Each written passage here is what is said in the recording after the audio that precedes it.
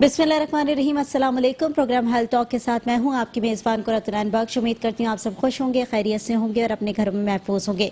नाज़रीन, हर वीक के साथ नए टॉपिक के साथ हाजिर होते हैं और नए टॉपिक लेकर इसलिए आते हैं ताकि जो भी इंफॉर्मेशन या प्रोग्राम के थ्रू आउट आपको मिल सके उससे आप कुछ ना कुछ हासिल कर सकें। आज भी ऐसे ही टॉपिक है प्रोग्राम के अंदर और आज जो हम टॉपिक लेकर आए वो ये टॉपिक है कि आंखों के मसाइल बहुत ज़्यादा बढ़े और बहुत तेज़ी से ये ग्रोथ करने जा रहे हैं। और अगर बच्चों में देखें तो बच्चों के अंदर भी काफ़ी हद तक ये मसाइल जो है वो उजागर होना शुरू हो गए हैं। बच्चों में हम देख रहे होते हैं कि पैदाइशी तौर पर बिनाई बहुत ज़्यादा कमज़ोर हो जाती है, साथ ही बड़ों की बिनाई भी इसी तरीके से काफ़ी हद तक कमज़ोर हो जाती है। और ये जो प्रॉब्लम्स होती हैं वो कहाँ पर प्रॉब्लम क्रिएट करती हैं? क्या वो बच्चों को जो हम एक्स्ट्रा तौर पर जो हम एसेसरीज दे देते हैं, चाहे वो मोबाइल हो, चाहे वो लैपटॉप हो, चाहे वो टैबलेट हो, क्या इनका बेतरीक इस्तेमाल की वजह से भी बच्चे जो है वो इन तमाम मुश्किलात का शिकार होते हैं? या कोई और वजूहात भी हो सकती हैं, या डाइट में प्रॉब्लम हो सकती है, या दीगर कोई इशूज़ ऐसे हो सकते हैं जिनकी वजह से प्रॉब्लम क्रिएट होना शुरू हो जाती है? तो आज प्रोग्राम के अंदर इसी तमाम इश्यूज़ के ऊपर बात करेंगे। साथ ही साथ आंखों के बहुत सारे ऐसे इश्यूज़ होते हैं जो कि हम उनको नज़रअंदाज कर रहे होते हैं, उनको हमें पता नहीं चल रहा होता, तो उसको भी हम हाईलाइट करेंगे कि ऐसी कौन सी कॉमनली चीज़ें हैं जिनको हमें नज़रअंदाज नहीं करना चाहिए और फौरी तौर पर ट्रीटमेंट की तरफ जाना चाहिए। तो मेरे पास जो आज प्रोग्राम के अंदर गेस्ट मौजूद हैं वो डॉक्टर जयपाल छाबड़ा, जो कि आई स्पेशलिस्ट हैं, आंखों के मसाइल के ऊपर उनसे बात करेंगे। आपको वेलकम करूँगी प्रोग्राम के अंदर। साथ ही ईसा लेबॉर्ट्री में क्लस्टर मैनेजर भी हैं। सबसे पहले तो मेरा सवाल यही है कि जिस तरीके से आंखों के मसाइल की हम बात कर रहे होते हैं तो आंखों के मसाइल देख रहे तेज़ी से बढ़ते जा रहे हैं, चाहे वो बच्चे हों, बड़े हों, तमाम लोग जो है वो इस चीज़ का शिकार होते जा रहे हैं। पहले क्या वजूहात होती हैं जिनकी वजह से आइज़ की प्रॉब्लम इतनी ज़्यादा बढ़ती जा रही है? अच्छा, थैंक यू कुर्रत, आपने इनवाइट किया। और मैं समझता हूँ कि कौन से मसाइल हैं जो हमारे मुल्क में नहीं बढ़ रहे। ये भी है। डायबिटीज़ में हम 3rd नंबर पोजीशन ले रहे हैं वर्ल्ड में, चाइना और इंडिया के बाद। पॉपुलेशन में 2050 में हमारी पॉपुलेशन डबल होने जा रही है, जबकि हमारे पास वसाइल उतने ही कम हैं। 30 लाख बच्चे हमारे मदरसों में हैं, तो मसाइल तो हमारे पास बहुत ज़्यादा हैं। बिजली नहीं है, गैस पूरा नहीं है। अच्छा, आपने बोला आँखों की बीमारियाँ। अब देखो, आँखों की बीमारियाँ तो ये है कि देखो, एक तो अवेयरनेस, जैसे आज आप प्रोग्राम कर रही हैं, मैं बहुत ही तमाम इलेक्ट्रॉनिक मीडिया को बोलता हूँ जहाँ भी जाता हूँ प्रोग्राम में, कि हम डेली लोगों को सियासत का प्रोग्राम दिखाते हैं, सेहत का नहीं दिखाते। तो सेहत का जब दिखाएंगे नहीं तो वो सीखेंगे कैसे? हमारे मुल्क में पाबंदी होने के बावजूद लोग मावा गुटखा खाते हैं और कैंसर हो जाती है, उनका गला ख़त्म हो जाता है, जबड़ा। तो आंखों की बीमारियों पे जब हम आते हैं तो मैं लोगों को ये बताना चाहूँगा, एक तो देखें, आपने एक अपनी शुरुआत में एक किया था, क्या बच्चों के नज़र पे कंप्यूटर या मोबाइल एक्स्ट्रा एसेसरीज जो हम दे देते हैं। बिल्कुल, तो इसको मैं क्लियर करूँ, असल में ये मिथ है। ठीक है, क्योंकि इन चीज़ों से आंखों की बीनाई ख़राब नहीं होती। अगर होती तो तमाम बैंकों में लोग सुबह से बैठ के रात तक कंप्यूटर पे काम करते हैं, तमाम मल्टीनेशनल कंपनीज में लैपटॉप पे काम होता है। तो ये नहीं है। और हमारे पास भी जब बच्चे को कोई पेरेंट्स लेके आते हैं और हम उनका जब नज़र चेक करें और इत्तेफाक से उनकी नज़र कम आती है तो वहीं उनको डांटना शुरू करते हैं और हमें भी बोलते हैं डॉक्टर साहब इसको समझाएं कि बहुत ज़्यादा लैपटॉप इस्तेमाल कर रहा है। तो ये होता क्यों है, ये बहुत ज़रूरी है लोगों को मैं बता देता हूँ। ये फिज़िक्स का एक फार्मूला है जो हमने फिज़िक्स में पढ़ते थे। जब हम लाइट डालते हैं किसी सब्जेक्ट पे तो एक रिफ्लेक्शन होता है, एक रिफ्लेक्शन होता है। अब जैसे ओपेक ये टेबल पे डालेंगे तो रिफ्लेक्ट हो जाएगी, ट्रांसपेरेंट शीशे से जाएगी तो वो रिफ्लेक्ट होके गुजर जाएगी। तो हमारी आंखें क्योंकि ट्रांसपेरेंट है, कार्निया भी, लेंस भी, तो वो रिफ्लेक्ट होके अंदर इमेज जो बाहर से आ रहा है वो अंदर बनता है। अगर हमारी आंख में हमारा कोई भी हिस्सा आंख का, उसमें कार्निया हो, लेंस हो या अंदर कोई, तो उसको मिलीमीटर्स में वो छोटा हो जाए या बड़ा हो जाए तो इमेज प्रॉपर जगह पे फोकस नहीं होगा। तो उसके लिए हमें शीशा लगाना पड़ेगा, जो चश्मे में हम प्रिस्क्राइब करते हैं। एक माइनस के होते हैं, एक प्लस के होते हैं। मायोपिक लोग होते हैं और हाइपरमेट्रोपिक होते हैं। शॉर्ट साइटेडनेस एक लोगों को कहते हैं कि उनको करीब का साफ नजर आता है, दूर का नहीं आता है। हाइपरमेट्रोपिक जिनको दूर का सही आ रहा होता है, करीब का साफ नहीं आता, तो उनको तो ये असल में इमेज जब आता है वो जो आंख मिलीमीटर में छोटी हो जाए या बड़ी, तो इमेज जब प्रॉपर नहीं पड़ेगा तो उसको हमें शीशा लिख के नंबर उसको फोकस करना होता है। हाँ, ये मैं इनको इनकरेज नहीं करूँगा, क्योंकि मैं जहाँ भी जाता हूँ तो हमारे बच्चों को इनकरेज करना है कि अगर आप मोबाइल भी चलाते हैं तो आप गूगल में पढ़ते क्यों नहीं हैं? क्योंकि हम स्कूलों में अवेयरनेस सेशन करते हैं डॉक्टर ईसा लैब के हवाले से, जैसे हमने अभी पॉपुलेशन पे किया, इस तरह पहले हमने कोरोना पे बहुत सारे किए तमाम कॉलेजों स्कूलों में। तो जब हम वहाँ बैठ के एक जगह 60 टीचर बैठे थे तो हमने बोला कि हम 20 सेकंड तक हाथ कैसे धोएंगे, फर्स्ट स्टेप कैसा होगा, लास्ट कैसा होगा। लेकिन 60 टीचरों में एक भी टीचर नहीं था जो आके स्टेज पे बताए। मैं इस तरह कई यूनिवर्सिटियों में गया हूँ, क्योंकि हम नॉलेज के लिए गूगल को नहीं इस्तेमाल। अगर हम डायबिटीज सुने तो फौरन हम गूगल पे उसको देखना शुरू करें। तमाम लोगों को सर्च करना चाहिए कि 20 सेकंड हम हाथ कैसे, यूट्यूब पे आपको वीडियो मिल जाएगी, लेकिन हमारे लोगों को धोना नहीं आ रहा है। तो ये बहुत ज़रूरी है कि हम नॉलेज के लिए मोबाइल का इस्तेमाल करें।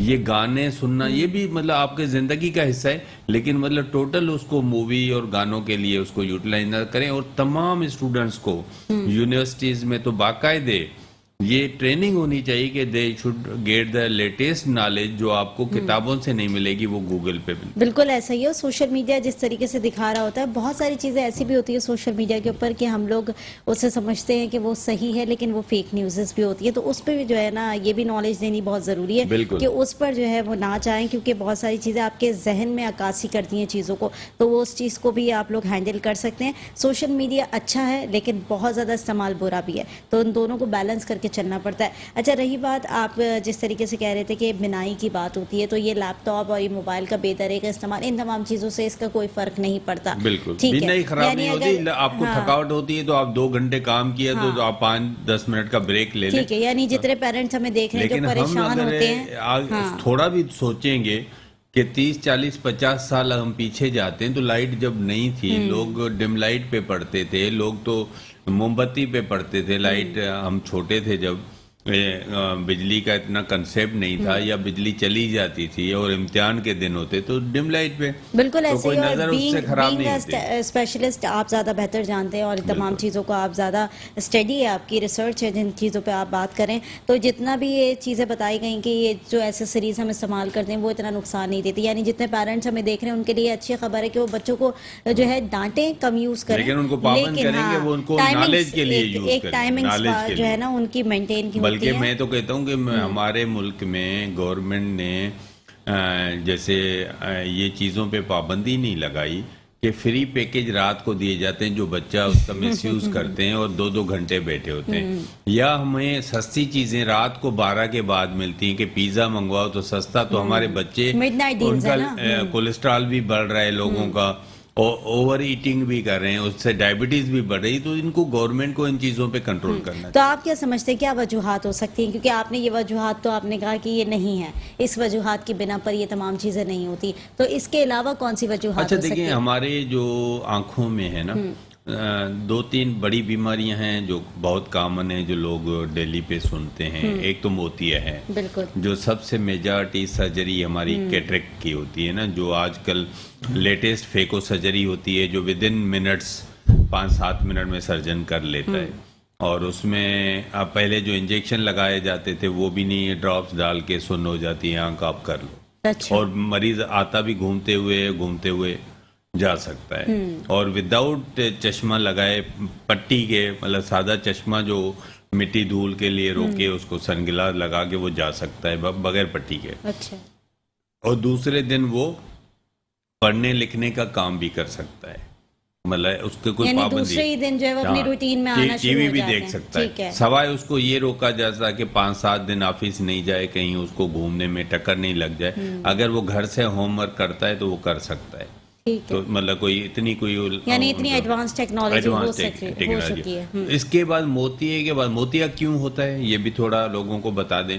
हमारी आंख में लेंस होता है, वो लेंस ट्रांसपेरेंट होता है। जब हम 50 साल की एज को करीब पहुंचते हैं तो वो पहले से जैसे पूरी बॉडी में हमारी चेंजेस आती हैं, हमारी हड्डियां कमजोर हो जाती हैं, स्किन लूज हो जाती है, तो इस तरह वो लेंस भी ओपेक होना शुरू होता है। और 50 के बाद लोगों में वो किसी को 50 में, किसी को 55 में, किसी को 60 में वो ओपेक हो जाता है, तो उसको निकाल वो नजर आना कम हो जाता है, उसको हम कैटरेक्ट बोलते हैं, उसकी सर्जरी कर देते हैं। और पहले ज़माने में हमने देखा जब लेंस नहीं था, आर्टिफिशियल लेंस नहीं थे, आईओएल जिसको हम इंट्राक्यूलर लेंस बोलते हैं, तो उस जमाने में तो मोटा लोगों को 10 नंबर का 12 नंबर का चश्मा मोटा लगाना चश्मा पड़ता लगता था, जो अभी बल्कि अभी तो लेंस से ये भी फायदा होता है कि अगर ऑपरेशन से पहले किसी को भी 6 नंबर का 7 नंबर का चश्मा लगा हुआ है तो वो भी खत्म हो जाता अच्छा। है, मतलब वो जीरो पे देख रहा होता है। और बल्कि टेक्नोलॉजी इतनी आगे चली गई कि उसमें बायफोकल भी लेंस आ रहे हैं, जो पढ़ने का भी वही लेंस काम करेगा। तो एक तो हो गया मोतिया, लोगों को वो मोतिया जब भी डॉक्टर बताता है तो उसमें सुस्ती नहीं करनी चाहिए, क्योंकि जो इमेच्योर कैटरेक्ट होता है उसमें सर्जरी बहुत अच्छी होती है। अगर वो मेच्योर होता है, ज़्यादा गल जाता है, तो वो सर्जन को भी कंफर्टेबल नहीं होता और मरीज के लिए भी रिजल्ट्स अच्छे नहीं होते, क्योंकि वो उसके टूटने के, क्योंकि जो लेंस हम लगाते हैं वो लेंस की झिल्ली पे लगाया जाता है, कैप्सूल पे। तो जब वो मेच्योर ज़्यादा हो जाता है तो वो कैप्सूल टूटने का खतरा बढ़ जाता है। तो उसको इमेच्योर स्टेज पे कराएं और बहुत जल्दी कराएं। और लेकिन ये भी वेरी करता है, जैसे कोई टीचर है, प्रोफेसर है, डॉक्टर है तो वो जल्दी करवाता है। अगर कोई बिजनेसमैन है जिसको फाइन चीज़ नहीं देखनी है, स्टूडेंट नहीं है, फाइन आर्टिस्ट नहीं है, तो वो थोड़ा लेट भी कर सकता है, हाउस वाइफ है। अच्छा, मोतिये के बाद दूसरी बड़ी बीमारी जो हम रोजाना सुनते हैं वो काला पानी। इसमें कोई काला पानी नहीं बनता अंदर, ग्लाकोमा जिसको हम बोलते हैं, लेकिन वो डेंजरस इतना होता है। तो जैसे पहले ज़माने में बोलते थे ना, किसी को काले पानी की सज़ा दे दी, तो ये इतना डेंजरस होता है कि उसमें जितनी बीनाई हमारी ज़ाया हो जाती है वो वापस नहीं आती। अच्छा। तो रिकवरी नहीं होती, न सर्जरी से, यानी मुकम्मल न दवाइयों बीनाई से महरूम हो जाता है। अब होता क्यों है? जैसे हमारा ब्लड प्रेशर होता है, हमारा खून का दौरा होता है, उसमें प्रेशर बढ़ता है ब्लड का, जैसे कोलेस्ट्रॉल उसमें जमा होता है तो हार्ट को ज्यादा पंप करना पड़ता है, तो ब्लड प्रेशर हमारा बढ़ रहा है, या वेसल्स जो सुकड़ती हैं। तो इस तरह आंखों में हमारा एक पानी बनता है, एक्वस ह्यूमर जिसको हम बोलते हैं, वो सर्कुलेट करता है अपने एक रास्ते से। अब उसी रास्ते में कहीं भी उसको ब्लॉक की जाती है तो उसका प्रेशर बढ़ जाता है। जब प्रेशर बढ़ता है उसको हम ग्लाकोमा बोलते हैं। उसी प्रेशर की वजह से हमारी जो अंदर नस है, ऑप्टिक नर्व जो देखने का काम करती है, वो प्रेस होना शुरू हो जाती है। तो वो जब डैमेज होती है तो उसकी रिकवरी कोई भी अभी तक वर्ल्ड में रिप्लेसमेंट भी नहीं है, और तो यानी ये खतरनाक स्टेज होती है। तो मोस्टली 40 साल के बाद, साल 2 साल में एक दफा लोगों को कुछ बीमारी ना होते हुए भी एक दफा आंखों का मुआयना करवाएं। छोटे बच्चों को, तमाम बच्चों को जब स्कूल में एडमिशन होती है 5 साल के बाद, तो उनका पहला फर्स्ट चेकअप जरूरी है। उनमें अलग सी बीमारियां होती हैं, जो एम्ब्लियोपिया होती है, लेजी आई हो जाती है अगर नजर कम होती है, क्योंकि उनके 8-9 साल तक वीएन बन के रुक जाती है, स्टॉप हो जाती है। तो उस स्टेज में भी चेकअप होना जरूरी है। 40 साल के बाद एक दफा आदमी कुछ न होते हुए भी अपनी आंखों का मुआयना डॉक्टर से जरूर करवाए। हर शुगर के मरीज को, भले उसकी डॉक्टर जब नजर चेक करता है 100% सही हो, उसको कोई तकलीफ नहीं हो, उसके बावजूद शुगर के मरीज को साल में एक दफा आंखों के डॉक्टर के पास जाना चाहिए। उसमें होता क्या है कि उसके अंदर पर्दे में ब्लड निकलना शुरू होती है, जो उसको पता नहीं चलता, जो आंखों में ब्लड आना जिसको हम डायबिटिक रेटिनोपैथी बोलते हैं।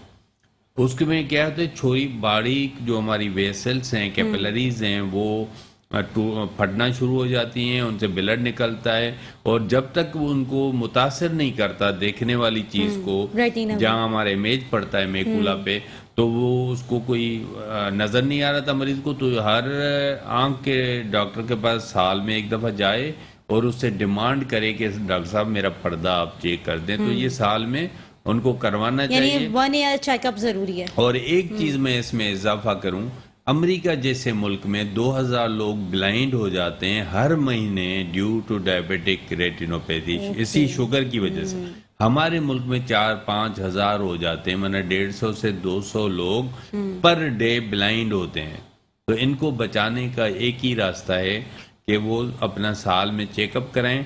अच्छा, बचाया कैसे जाता है?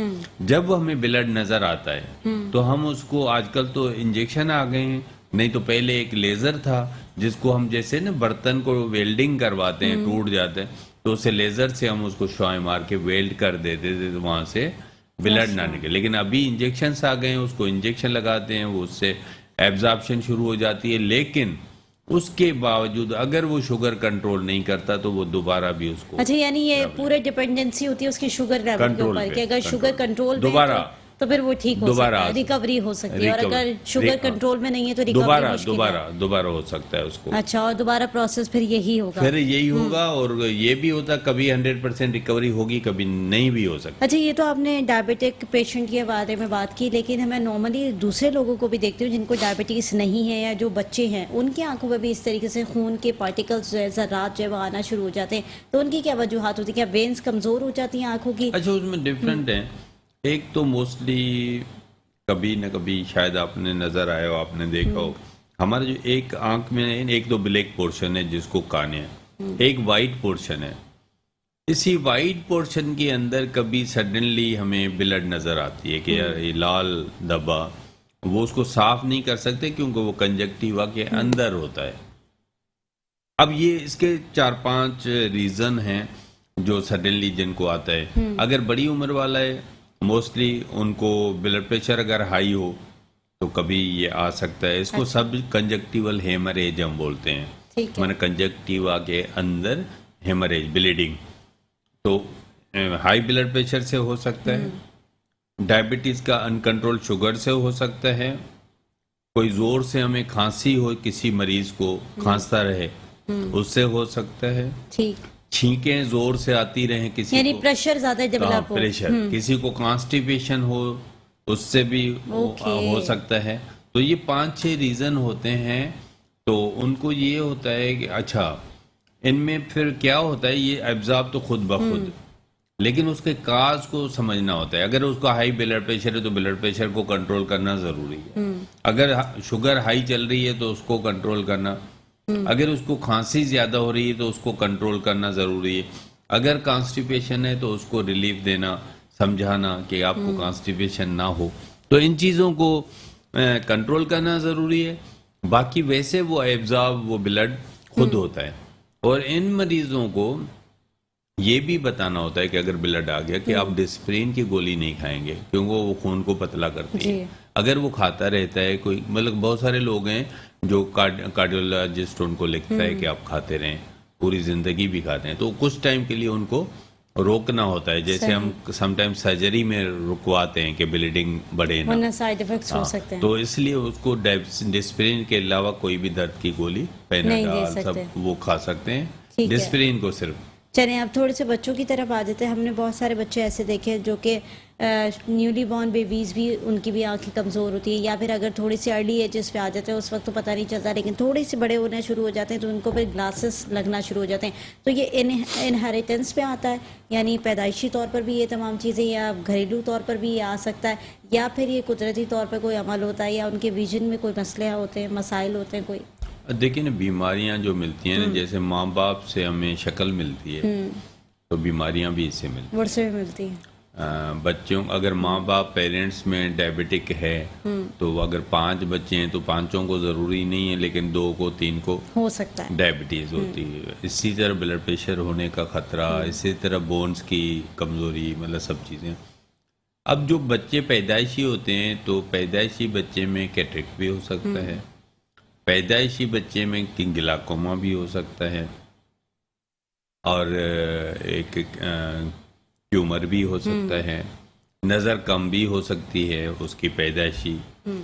तो ये चीज़ें, या स्क्विंट आपने देखा होगा, कभी बच्चा पैदा होता है बेंगापन, उसकी आँख घूमी हुई होती है, टेढ़ी हो जाती है, जिसको हम अंग्रेजी में स्क्विंट बोलते हैं, तो वो हो सकता है।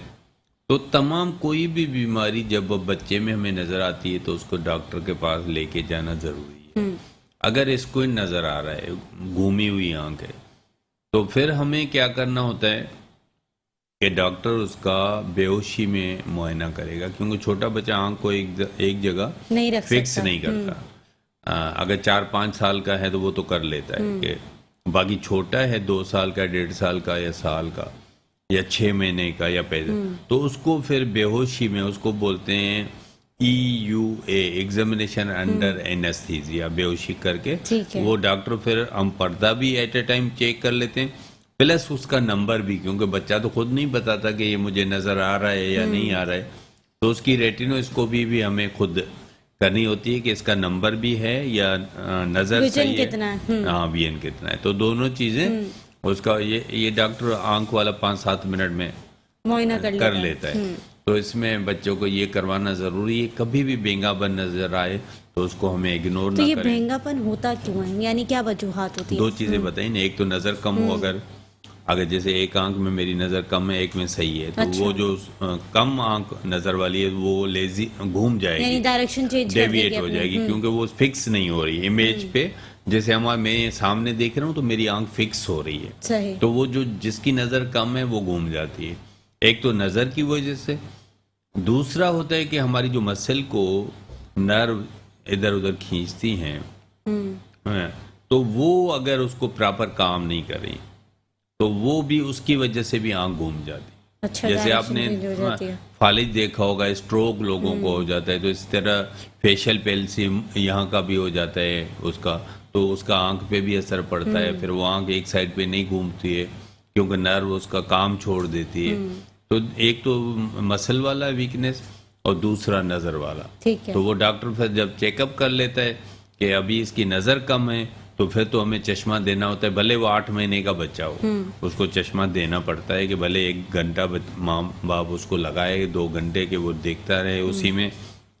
अगर नजर सही है तो फिर उसकी सर्जरी की तरफ, उसको सर्जरी से सीधा किया जाए। तो वो सीधे हो जाते हैं? हाँ हाँ बिल्कुल हो जाते हैं। सही, यानी बहुत सारे ऐसे लोग हैं जो कि करवा सकते हैं सर्जरी, बिल्कुल तो उससे ये करवा होता है सकते, बिल्कुल कि सीधी हो सकती है करवा आपकी सकते, डायरेक्शन। बिल्कुल हो सकती है। ठीक है। अच्छा, ये जो मुसलसल हम देख रहे होते हैं एक इशू है जो कि आंखों से पानी आना, बहुत सारे लोग होते हैं उनके आंखों से पानी कंटिन्यूसली बहता है, और बहुत सारे लोग ऐसे होते हैं जो कि रात को जब सोने लेटते हैं तब उनकी आंखों से पानी बहुत ज़्यादा आता है और एक अजीब सी जलन होनी शुरू हो जाती है। तो ये क्या वजूहात है? अच्छा, ये बहुत अच्छी बात है, ऐसा सवाल है। जब मैं जिना हॉस्पिटल में काम करता था तो मेरे प्रोफेसर के पास से एक पेशेंट आया, वो भी डॉक्टर, तो उसने बोला सर मेरी आंखों से पानी आता है।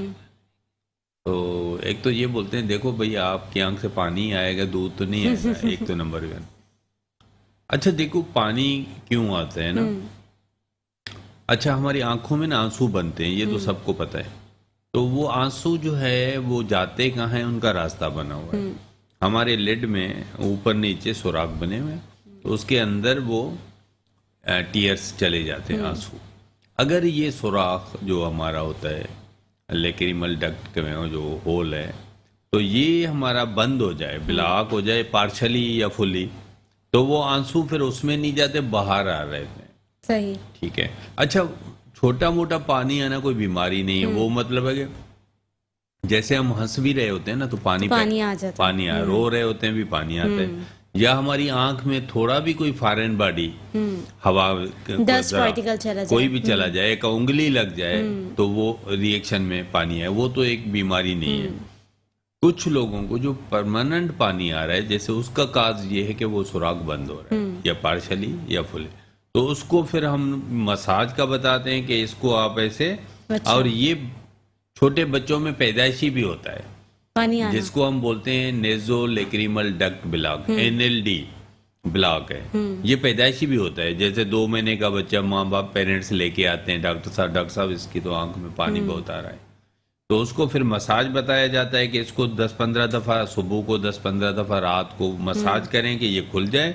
दूसरा उसको एंटीबायोटिक ड्रॉप देते हैं, और तीसरा उसको बोलते हैं कि इसको जब तक सुरमा वगैरह डालते हैं नहीं डालें, क्योंकि वो भी अच्छा नहीं डाल दें, फॉरेन बॉडी है ना, कि क्योंकि वो हमारे उसको तो और पुराने बुजुर्ग तो ये कहते हैं कि सुरमा डालने नहीं, वैसे से तो आंखें भले बड़ी अच्छी होती है। डालें, हाँ। वैसे भले, लेकिन कोई भी आंख की बीमारी हो, कभी भी आंख तो उस वक्त कुछ यूज ना लाल करें। हो, इन्फेक्शन हो, या ये पानी आ रहा है, तो उसमें नहीं डालें, वैसे सही। आपकी मर्जी है। तो उसको फिर रोक देते हैं और मसाज भी बताते हैं, ड्राफ्ट्स भी अगर उसके चलिए, बावजूद तो पूरा जो है 1 साल के बाद भी अगर नहीं होता है, और अभी मैं इसके बारे में आपसे दोबारा जानूंगी। एक छोटी सी ब्रेक की तरफ जाऊंगी, ब्रेक की कॉल बार बार आ रही है, एक छोटी सी ब्रेक लेंगे, ब्रेक्स के बाद हाजिर होंगे। देखते रहिए हेल्थ टॉक। वेलकम बैक नाज़रीन, हेल्थ टॉक में एक बार फिर खुश आमदीद। नाज़रीन, ब्रेक पर जाने से पहले हम बात कर रहे थे आंखों के अंदर से जो पानी आता है वो क्यों आता है, क्या वजूहात है उनके, और ऐसे आंखों के और दीगर बहुत सारे मसाइल हैं जिनके ऊपर हम बात कर रहे थे। साथ ही साथ आंखों के ऊपर दाना हो जाता है, गिदे आना जिसे हम कहते हैं, यानी आँख ख़राब हो जाना, और जब इंसान सोकर उठ रहा होता है तो उसकी आँख पूरी जो है वो कहते हैं ना कि गंदी हुई हुई होती है। तो ये क्या वजूहात है? ये छोटी छोटी सी ऐसी प्रॉब्लम्स है जिनको हम घर में बैठ के नज़रअंदाज कर रहे होते हैं। तो ये नज़रअंदाज करना क्या ठीक होता है, या फिर इसका बर वक्त इलाज कराना बहुत इंपॉर्टेंट होता है? डॉक्टर साहब, बात कर रहे थे हम आंखों से पानी आने की, और वही चैप्टर पे हम दोबारा आते हैं कि क्या वजूहात हैं। आप बता रहे थे कि कोई प्रॉब्लम्स होती हैं, सुरमा नहीं डालना चाहिए उस वक्त, और कोई दीगर ऐसी चीज़ जो है वो आँख के अंदर नहीं इस्तेमाल करनी चाहिए। उसके बाद क्या प्रोसेस होता है? अच्छा, वो बच्चों में तो मैंने जैसे बताया कि उसको मसाज करेंगे, एंटीबायोटिक ड्रॉप डालेंगे, और हम 1 साल तक उसका वेट करते हैं। अगर साल के बाद भी वो सही नहीं हो रहा तो फिर उसको हम ना उसमें नेक्रोलैक्रिमल डक्ट में पंक्टम को खोलते हैं, मतलब सर्जिकल एक प्रोसीजर के ज़रिए करते हैं, जो मतलब इतना कोई हार्मफुल नहीं होता, लेकिन करवाना पड़ता है। अगर बड़ी उम्र में ये ब्लॉक हो जाए तो मोस्टली उनको सर्जरी करवानी पड़ती है, और उसको हम कभी कभी उनको स्वेलिंग भी हो जाती है, क्योंकि ये जो हमारी नेज़ोलैक्रिमल डक्ट है तो उसमें सिस्ट जो होती है वो स्वेल हो जाती है, सैक, तो उसको डीसिया डेक्रोसिस्टाइटिस भी, तो उसकी सर्जरी की जाती है। अच्छा, बाकी जो आपने बोला कीचड़ आता है, क्योंकि वो इन्फेक्शन जब हो जाता है ना, कोई भी जरासीम इन्वॉल्व हो जाता है, बैक्टीरिया, तो इसीलिए हम एंटीबायोटिक ड्रॉप देते हैं। अब मोस्टली हमारे यहाँ क्या होता है कि आम लोगों को सबको पता है कि कोरोना होता है, लेकिन ये कम लोगों को पता होगा कि कोरोना की एंट्री आंख के जरिए भी होती है। अच्छा, बिल्कुल। तो एक तो आप जो मुंह के जरिए जो मास्क से बचाते हैं कि हम लोग मुंह में नहीं जाए या नाक में, लेकिन आंखों के जरिए भी एंट्री होती है, इसलिए लोगों को बताया जाता है कि वो अपना बगैर धोए हाथ आंखों को मस लेना, क्योंकि वो कोरोना आंख के जरिए से भी आपकी बॉडी में एंटर हो सकता है। तो इसलिए हम वो ये भी बताया जाता है कि हाँ, हाथ धोना बहुत ज़रूरी है। और हमारे मुल्क में इसकी प्रॉपर एजुकेशन नहीं होती, ट्रेनिंग नहीं होती, तो हमारे पास मेजॉरिटी लोग खाने पे, समोसे पे ऐसे ही बैठ जाते हैं बगैर हाथ धोए। बिल्कुल ऐसा ही तो है, ये बहुत ज़रूरी है कि हम आदि बीमारियों से बच सकते हैं अगर हम प्रॉपर हाथ। एक कॉलर हमारे साथ मौजूद है जी। कौन हो, कहाँ से बात करें? हेलो हेलो जी, कौन हो, कहाँ से बात कर रहे हैं? अब्दुल सत्तार बात कर रहा हूँ कराची से। जी अब्दुल सत्तार, ये मेरी मिसेस की एज है 52, इनके जो ना आँख से पानी आता है अक्सर, और बहुत सर्दी पानी होता है, दर्द होता है, रेडिश हो जाती है कभी बार आँख। कब से हो रही है? ये 3-4 साल से इनको प्रॉब्लम है। ठीक है, 3-4 साल से वो कंटिन्यूसली आंखों से पानी आ रहा है, उसके बाद रेडिश हो जाती है आंख, और उसमें पेन बहुत ज्यादा होता है। एक आंख से होता है, दोनों से?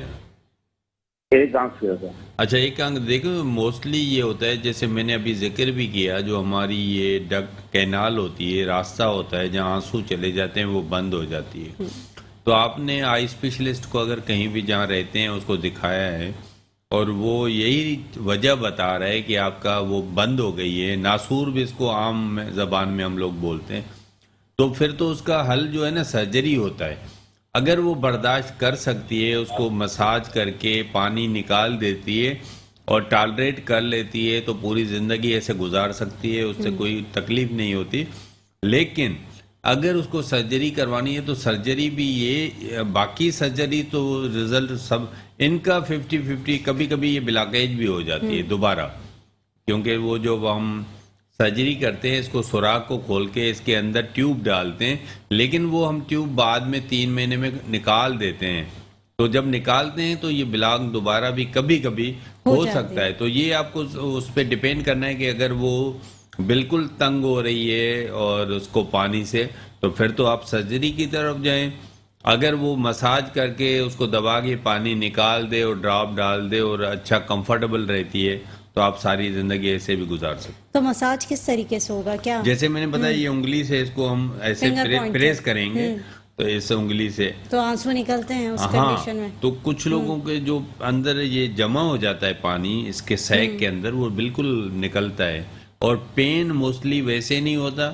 अगर ये पानी जमा होना शुरू करे और मरीज नहीं निकाले तो स्वेल हो जाए, तो दर्द होता है। वैसे नॉर्मली पानी जब आता है तो दर्द नहीं होता है। ठीक है, तो या ये तो मतलब इसकी सर्जरी ट्रीटमेंट या है या फिर सर्जरी ये कराए है। या तो उसको आप मसाज भी करें, साफ रखें कि मेले हाथ न लगाएं, क्योंकि मेला हाथ लगा रहे हैं ना, जब आप दस्त दिन जा रही है। में हर घंटे 2 घंटे के बाद हाथ लगा रहे हैं तो उससे भी इन्फेक्शन बढ़ने के, या तो टिश्यू पेपर रखें हाथ में या तो इस तरह ये ख्याल करें। तो वो दोनों ऑप्शन मरीज पे होंगे, डॉक्टर भी बता देगा कि अगर वो वैसे कंफर्टेबल हो जाता है तो सारी लाइफ गुजारे, उसकी मतलब बीनाई खराब नहीं होती इस वजह से। ठीक है, यानी बीनाई से वो महरूम नहीं होगा महरूम। अगर ये तमाम चीजों को फोकस सिर्फ कर पानी दे तो। उसको तंग करे। ठीक है, और एक और यही मसला है कि जो आंख के ऊपर दाना हो जाता है, मैंने देखा कि बिल्कुल। बचपन से ही बहुत ज्यादा हो बिल्कुल। जाता है। कुछ बच्चों को बचपन से हो जाता है, कुछ को बड़ी एजेस में आकर भी जो है वो दाना नहीं जाता। तो बिल्कुल। ये दाना क्यों हो जाता है आंख के अच्छा, ऊपर? कॉमनली तो 2 दाने नजर आते हैं, वैसे तो सिस्ट और भी सेबिशियस सिस्ट या ये भी हो जाती हैं, या कार्सिनोमा भी समटाइम्स,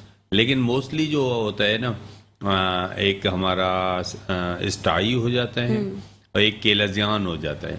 अब केलजियान जो होता है उसमें पेन लेस होता है, कम दर्द होता है। सही। स्टाई में बिल्कुल सीवियर दर्द होता है।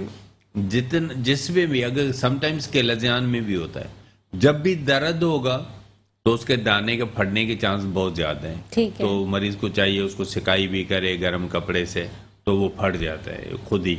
जब फट गया तो उसको फिर आपने, आम मरीज को अगर कुछ भी समझ में नहीं आए तो आंख की मरहम तो सबको समझ आती है, जो पॉलीफिक्स। पॉलीफिक्स तो वो डाल सकता है, 2 ठीक टाइम है। भी डाल देगा तो उसे उसको बैक्टीरिया यानी फर्स्ट एड के तौर पर वो यूज इस्तेमाल वो हो कर सकता है। और पॉलीफिक्स बगैर पूछे डाल सकते हैं कोई ठीक भी है। मरीज, लेकिन बाकी ड्रॉप जो होते हैं बेडनिसाल या आमतौर स्टोरों से ले रहे होते हैं, वो ग्लाकोमा कर लेते हैं, प्रेशर भी बढ़ा देते हैं, तो वो तो बिल्कुल उसमें कार्टिसोन होता है। ठीक है। पॉलीफिक्स की मरहम कभी भी, कोई आंख में चुभन हो रही है, कोई तकलीफ हो रही है, तो मरीज लगा बगैर सकते हैं। डॉक्टर के पूछे उससे कोई नुकसान नहीं डाल सकता है। तो अगर वो दाना खुद खत्म हो रहा है दैट इज गुड, और समटाइम्स नहीं होता तो फिर हम उसको लोकल एनेस्थीसिया दे के सुन करके उसको इंसाइज करके यानी सिस की जो पस ऑपरेशन निकाल के और उसी टाइम मरीज को, मतलब कोई पट्टी भी अगर मैं चाहूँ तो 5 मिनट वहां लगा दी कि ब्लीडिंग रुक जाए, तो फिर मरीज को पट्टी हटा के भी भेजा जा सकता तो ये आंख के ऊपर और नीचे दोनों की है। कंडीशन है?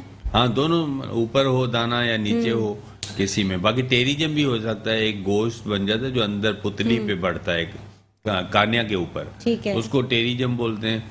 वो भी जब तक आपको नजर खराब नहीं कर रहा या माइनर सा है तो उसको आप पूरी लाइफ छोड़ सकते हैं। ठीक है। अगर वो बढ़ता जा रहा है तो, क्योंकि उसको बाद में अगर देर से हटाएंगे तो वो कार्निया पे निशान छोड़ देगा, तो उसकी भी सर्जरी होती है जो बहुत माइनर होती है। ठीक है, कॉलर हमारे साथ मौजूद है जी। कौन और कहाँ से बात करें? अस्सलाम वालेकुम। वालेकुम अस्सलाम जी। कौन और कहाँ से बात करें? मैं एहसन बात कर रहा हूँ मैम, मैं ये अपना नाज़िम से। जी एहसन, जी एहसन कहें। हेलो, आवाज आ रही है हेलो एहसन? जी, जी, बताएं, मैम, ये बताएं। पूछना था कि आँख के आगे गोश आ जाता है तो इसका क्या इलाज है मैम?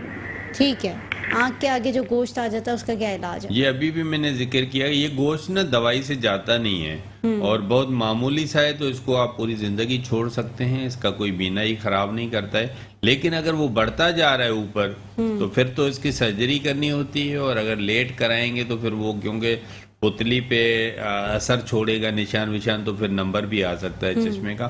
तो इसलिए अगर आपको हर 3 महीने 6 महीने में लगता है ये बढ़ रहा है तो उसको तो सर्जरी करवानी है। यानी सर्जरी उसकी लाजमी है, वरना अगर ऐसे अगर छोड़ना नहीं बढ़ता चाहें है तो फिर छोड़ तो सकते फिर हैं। तो आप पूरी लेकिन अगर जिंदगी- गोश्त आंखों के आगे आ रहा है तो क्या वो विजन में प्रॉब्लम नहीं करता? नहीं, वो मतलब देखिए ना, स्टार्ट जो होता है साइड से होता है ना, वो तो मैं बोल रहा हूँ जब पुतली पे ऊपर चढ़ता जा रहा है, बढ़ रहा है, तो देन यू नीड सर्जरी। ठीक है। अगर नहीं, वो साइड पे ही है और आपके विजन रुका को हुआ नुकसान है, नहीं दे रहा, तो फिर तो मतलब कि आप चला सकते हैं, चला- प्रोलॉन्ग आप पूरी अपनी लाइफ- जिंदगी भी पूरी चला लाइफ सकते भी हैं। चला- ठीक है। अच्छा, बहुत सारे ऐसे लोग होते हैं जिनकी आंखें मुसलसल रेड रहती हैं, बहुत ज्यादा रेड रहती है, रेडिशनेस इतनी ज्यादा होती है कि जी। लगता है कि भाई उनकी आंखों में इन्फेक्शन है। बिल्कुल। तो ये वजूहात क्या होती हैं? इससे पहले एक कॉलर ले लेते हैं जी। बिल्कुल। कौन और कहाँ से बात करें? अस्सलाम वालेकुम। वालेकुम अस्सलाम जी। कौन और कहाँ से बात करें? जी, मैं याकताबाद नाज़िमाबाद से बात कर रहा हूँ। कि मेरा सवाल ये था कि आजकल जो ये लेसिक चल रही है सर्जरी, ठीक है, तो इसमें जो है ये ऑपरेट कामयाब है या नहीं है?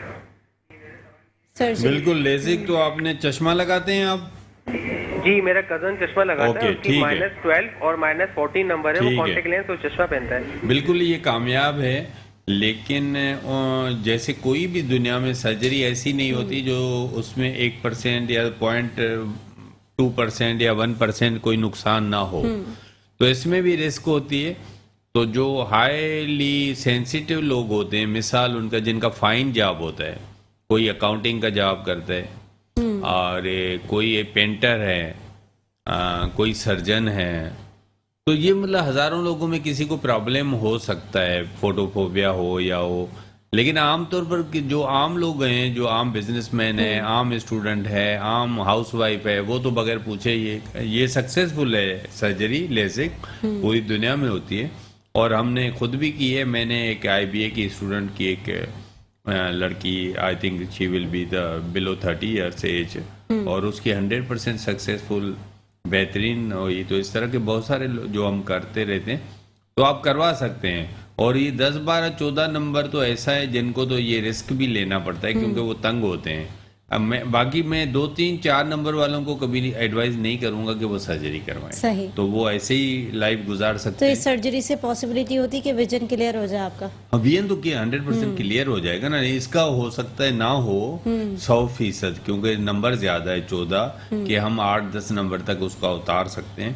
तो शायद 3-4 नंबर भी अगर रह जाते हैं तो उसके लिए इतना प्रॉब्लम नहीं है कि ठीक 14 है। नंबर का जो शीशा होता है वो बड़ा लेकिन बेहतर हो जाए। बेहतर हो जाएगा। वो 14 नंबर वाले को तो जब चश्मा नहीं तो कुछ नहीं नजर आएगा ना। 2-3 नंबर वाला तो यहाँ तक सारा विजन देख देख सकता है। लेगा। तो इसलिए उनको रिस्क लेनी पड़ती है। बाकी ये मतलब कामयाब है, इसमें कोई डरने की जरूरत नहीं है। लेकिन फाइन जॉब वाले को अपनी असेसमेंट करनी होती है कि मैं ये रिस्क लेने के ठीक है, एक और कॉलर हमारे साथ मौजूद है जी। कौन है, कहाँ से बात करें? हेलो, हेलो, अस्सलाम वालेकुम जी। कौन है, कहाँ से बात करें? मैं कराची से बात कर रहा हूँ। जी बोलें। मेरे ग्लूकोमा 2013 से है ये तकलीफ, और मैं जीना अस्पताल में इलाज कराता हूँ। तो मतलब ये है कि वो कह रहे 40% जो है ना आपका डैमेज हो चुका है। इसका कोई और दवा डालता हूँ, कोर्टिसोल, मतलब ये कि कोई और इसका है मतलब इलाज या कोई तो बताएं। आपका पर्दा डैमेज हो गया 40%? आपका उम्र कितनी है आपकी? मेरी उम्र 52। अच्छा 52। और ग्लाकोमा में 40% बच्ची है नजर है या 40% लॉस हुआ है? और लॉस 40% लॉस हुआ है। 60% बची हुई है। जी जी। अच्छा तो देखिए, उसमें अगर आप ये समझते हैं कि हर 6 महीने के बाद, साल के बाद, जब आप, क्योंकि इसमें आपको महीने 2 महीने में डॉक्टर के पास जाना जरूरी होता है, और अगर आप जाते हैं 6 महीने, साल में आपकी दोबारा लॉस नहीं हो रहा, और 60% नज़र 2 साल से 3 साल से 60% बची हुई है, तो आप ड्रॉप पे कंटिन्यू लाइफ गुजार सकते हैं। अगर आपको लग रहा है कि मेरी साल के बाद, 6 महीने के बाद नज़र और कम, तो फिर तो आप सर्जरी की तरफ जाएं। यानी सर्जरी की तरफ जा सकते हैं। अगर उसकी नज़र कंट्रोल नहीं हो रही ड्रॉप से, मुसलसल वो डिग्री कम होती जा रही, तो then we have no option, we have to go on the surgery. ठीक है। अगर उनकी 100% नज़र जो साल पहले नज़र थी वो अभी भी साल के बाद वही है, रिमेनिंग है, तो सेम है। फिर तो यू कंटिन्यू योर ड्रॉप्स। अच्छा, वो ड्रॉप्स कंटिन्यू हो सकते हैं लाइफ टाइम? Life time. ठीक है। तो आप ये है कि ट्रीटमेंट अगर आपकी और बेहतर है सर्जरी उससे, इज ऑलवेज रिस्क, जैसे मैंने बताया बिल्कुल ऐसा ही। कि 1% भी भले रिस्क हो तो मतलब रिस्क है।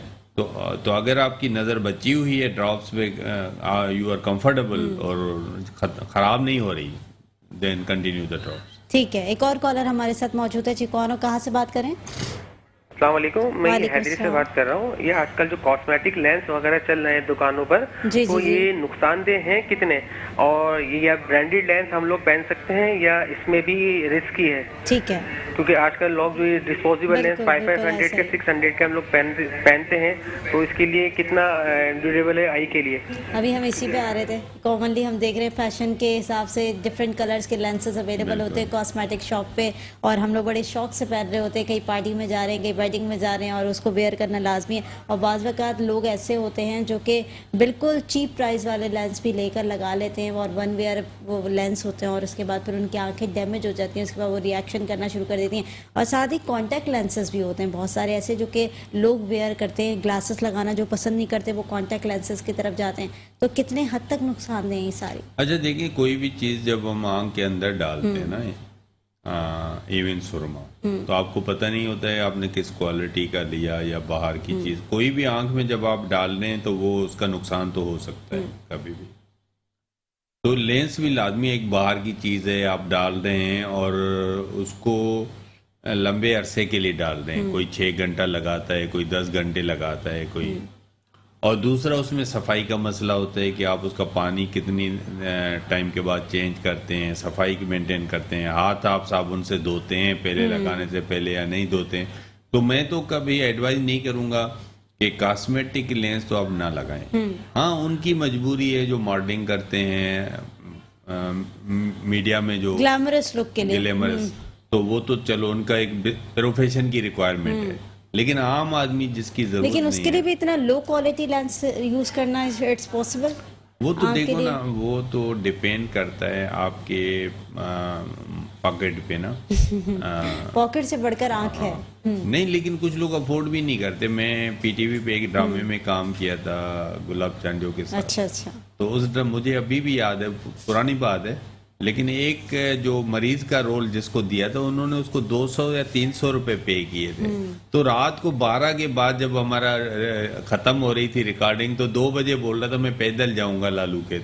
अच्छा। मैं 200-300 रुपए में वो यानी कॉस्टली बहुत। तो लाजमी है जो अफोर्डिंग लोग नहीं है। लेकिन ये जो शिकायत होती हैं आंख में लेंस फट गया, गरमाइश से जो है वो पिघल गया, ये शिकायतें भी तो होती हैं। नहीं, वही तो बता रहा हूँ। तो देखो, बाहर की चीज़ हम लगा रहे हैं ना, कई जगह होता है कि कॉन्टेक्ट लेंस चिपक भी जाता है। ऐसे भी केस हुए हैं कि मरीज से वो निकलता भी नहीं है और डॉक्टर के पास आना पड़ता है।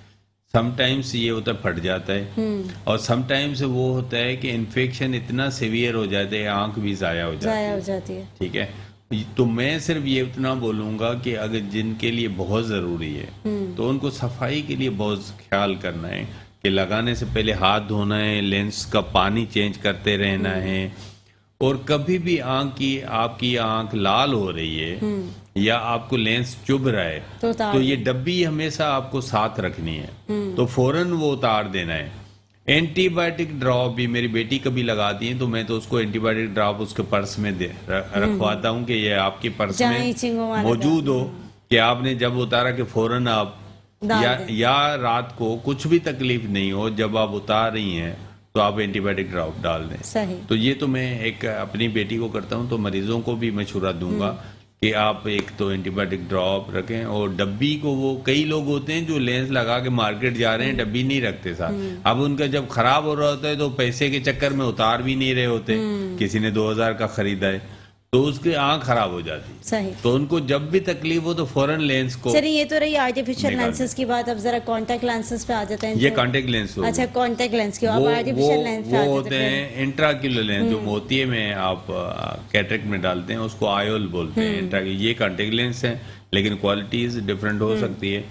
अच्छा, इंट्राक्यूलर लेंस का कोई नुकसान मतलब नहीं है, जो सेफ रहते हैं, पूरी लाइफ के लिए होते हैं, सवाए इसके कोई कंटामिनेशन डालने के दौरान कोई इंस्ट्रूमेंट से आ जाए या ये, लेकिन वो खराब नहीं होते आंख के अंदर, पूरी लाइफ रहते हैं। यानी अगर कंटिन्यूसली आप पहन के रखें तो कोई मसला नहीं नहीं, वो तो अंदर ही होता है, वो उतारना नहीं। कॉन्टेक्ट लेंस आप उतार सकते हैं, जो डॉक्टर सर्जरी में मोतिये में डालते हैं। लेकिन बाज़ का लोग ऐसे भी होते हैं जो कि जो है वो आपकी जो बिनाई के होते हैं लेंस वो बनवा लेते हैं, और उन्हें कहीं जाना होता इसको कॉन्टेक्ट लेंस तो फिर वेयर करते हैं। इसको कॉन्टेक्ट लेंस बोलते हैं। इसको कॉन्टेक्ट लेंस बगैर नंबर वाला हो उसको भी कॉन्टेक्ट लेंस, और एक जो है वो ऑपरेट जो आप उतारते लगाते हैं ना, this is the contact lens. ठीक है। जो अंदर सर्जरी में ला रहे हैं वो इंट्राक्यूलर लेंस। ठीक है। वो कंटिन्यूसली रहता है, वो निकाला नहीं जा सकता। नहीं, वो तो प्रोलॉन्ग, वो फिक्स रहता है, कोई तकलीफ नहीं देता, सवाए कोई कॉम्प्लिकेशन हो जाए सर्जरी में, लेकिन वैसे साइड इफेक्ट्स नहीं होते, कोई तकलीफ। यानी ये भी कामयाब सेफ है। और 100% लोगों को, मोतिये वालों को, वो बगैर लेंस के तो आप सर्जरी यानी वो लोग जो ग्लासेस नहीं पहनना चाहते उनके लिए अच्छा ऑप्शन है। नहीं, वैसे ही करवाना 100% लगवाना चाहिए। मतलब ये तो मतलब बहुत जरूरी है। अगर मरीज मेरे से डिमांड भी करे कि मैं लेंस नहीं डलवाऊंगा तो मैं सर्जरी नहीं करूंगा उसकी। ठीक है, आप लास्ट मैसेज क्या देना चाहेंगे डॉक्टर जयपाल? बिल्कुल लास्ट मोमेंट है, क्या व्यूवर्स को क्या कहना चाहेंगे? मैं ये चाहूँगा कि कोरोना के वेव वापस आ गई है। जैसे डॉक्टर ईसा लैब में मैं काम करता हूँ, हमारे जो रोज़ाना के बेस हम शेयर कर रहे होते हैं, तो कल का भी जो हमारे पास कोरोना के टेस्ट हुए तो तकरीबन कोई 28% हमारा पॉजिटिव रेशो आया है। तो इसी तरह 25-20 से लेके ऊपर आ रहा है। तो मैं तमाम लोगों को कहूँगा कि कोरोना को जो आप इजी न लें, और हम ईसा लैब में कोरोना के गवर्नमेंट भी लगा रही है, हम भी लगा रहे हैं, जो बूस्टर डोज भी फाइजर का लगा रहे हैं। तो आप बूस्टर डोज भी ज़रूर लगाएं, इससे कोई नहीं होता। मेरे 3 बच्चे, मेरे वाइफ डॉक्टर हैं, हमने लगवाया है। तो आप सब लोग लगवाएं और कोरोना से बचें, फिजिकल डिस्टेंस रखें, हैंड वॉश प्रॉपर करें, मास्क जरूर लगाएं। बिल्कुल, सारी एहतियाती तदबीर अपनाएं। डॉक्टर जयपाल, बेहद शुक्रिया, आपने प्रोग्राम के अंदर वक्त दिया। नाज़रीन, प्रोग्राम का वक्त खत्म हो गया और तमाम चीज़ें आपको वाज़ेह तौर पर बता दी हैं। मुझे और मेरी पूरी टीम को दीजिए इजाज़त, अल्लाह ने के बाद।